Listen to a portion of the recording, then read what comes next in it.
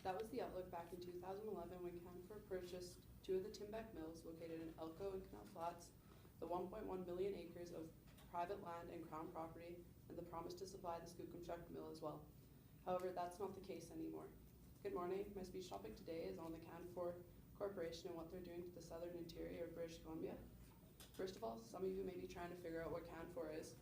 Canfor is one of the world's largest producers of sustainable lumber, pulp and paper, and according to their company website, they built their reputation on the quality of their products, their supply, and their superior customer service. Starting in 1938 in Vancouver, two men employed 28 people on the banks of the Fraser River, as their company was only a panel and furniture company creating plywood called Pacific Veneer. In 1939, Pacific Veneer became the supplier of plywood for marine and aviation applications, as well as Douglas fir plywood, and the mill employed over 1,000 men and women. Since 1939, Canfor has expanded to Chetwynd, Fort St. John, Prince George, Camden, Fulton, Mobile, and countless other places across North America. Included in these expansions and acquisitions were the Elko mill and the Canal Flats mill.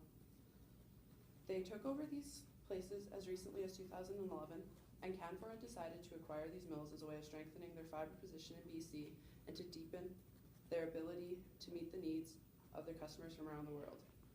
The Elko and Canal Flats mill have always been extremely important from where I'm from, but slowly they've been phasing out the Canal Flats mill over the past 4 years. And it's been affecting many people in the community around me and those who work in the surrounding areas, such as Radium and Cranbrook.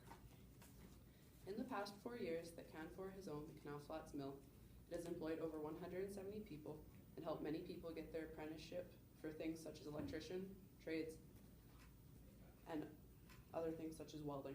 This helped the community of Canal Flats a lot, as it helped the younger generation to gain job experience. For example, my cousin was the apprentice electrician there, but they actually helped him out by paying for his schooling when he had to go on for other years and gaining other work experience. However, it was very hard for them to continue doing this because they slowly phased out the mill by doing shutdowns multiple times throughout the year over the past 4 years.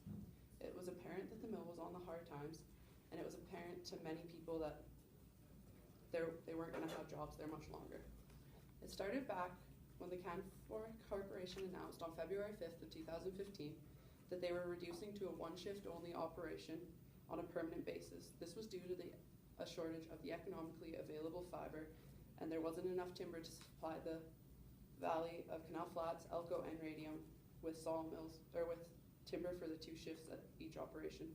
This laid off a total of 81 people, which was half of the members of the union that worked there. It was devastating news to the members of the community of Canal Flats, many of which lived in that village or commuted from the surrounding communities such as Kimberley, Cranbrook, and Invermere.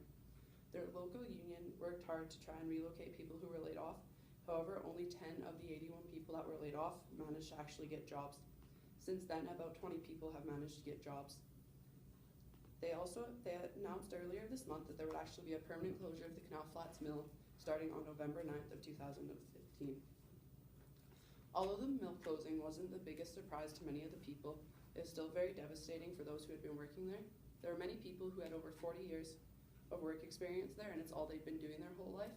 So going out and trying to find a new job is going to be extremely difficult because mills around there aren't hiring.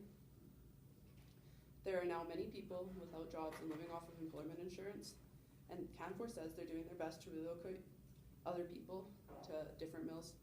However, if you live in Canal Flats and you want to work in Radium, and it's an extra hour and a half to your day commute time, and if you want to work in Elko, it's over 2 hours.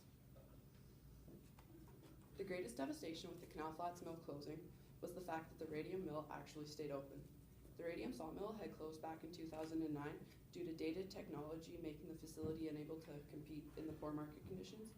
And when Canfor acquired the Canal Flats and Elko sawmills in 2011, they had announced that they were going to be investing $50 million. However, no one knew where this was going to go. Then, in April of 2012, a $38.5 million investment was made in the Radium sawmill, which installed a new biomass thermal energy oil system, the construction of a new planer facility, and a wide range of technical improvements. Prior to the mill shutting down, they had 144 staff there. However, when they restarted at the end of 2012, 123 employees were eligible to go back to work there. and 86 returned, making a 70% return rate, which shows how many people stayed out of a job once that mill closed in 2009. Canfor had estimated that by 2012 they would have 136 people employed, and that they were forecast to be back at 100% with 144 in 2013. However, there was no websites to prove that they actually had these people, so it's hard to find the exact numbers. There was always a very big importance for the mills where I'm from in Canal Flats and Elko. The Canal Flats mill actually started in 1928 when it was moved there from the Bull River, and it had been there since. And the Elko mill was started back in 1898, but the exact date is unknown because there were many fires that ravaged Elko between 1904 and 1910, thus making the mill kind of hard to stay in one place. The companies were owned by Timbeck until 2011 when they were sold, and they have been employing people for almost 100 years. And with the one mill shutting down, it closes a lot of traditions with families, because in my family, I've had my great-great-uncle work there, then my great-uncle, and then my uncle, and it just like keeps going down the family, but now it shuts down that.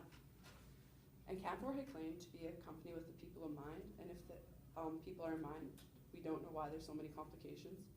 A quote from the CEO of Canfor, Don Kane, said, "Canfor was not only acquiring the mill and fiber supply in this agreement, but also a talented employee contractor group. We expect to continue Timbeck's legacy of strong community and First Nations relationships, and Canfor is readying itself to supply the growing demand from Asia-Pacific markets that we, the province of British Columbia, and the government of Canada have worked so hard to build as a key strategic customers in North America. Our decision to make a significant new investment in BC is premised on the province's stable, cost-conscious policy environment and exceptional commitment to market development. However, that was stated back in 2011, and it's proven that they don't want to carry on with Timbeck's legacy or anything like that, as there's also people in Elko slowly getting laid off now. So it leaves many communities back home to wonder if Canfor can be trusted with the mills, and if the lumber,